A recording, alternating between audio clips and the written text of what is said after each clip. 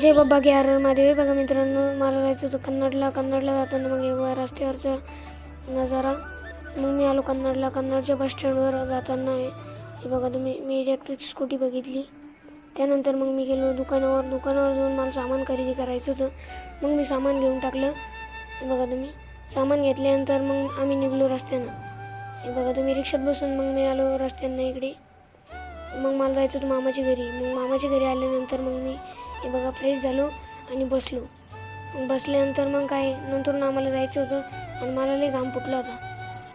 मग आम्ही निघलो इकडे. हे बघा बस स्टँडवर आलो. बस स्टँडवर आल्यानंतर मग मला जायचं होतं आम्हाला रिक्षाने. मग मी आलो बोरगावला आल्यानंतर मग मी घरी आलो.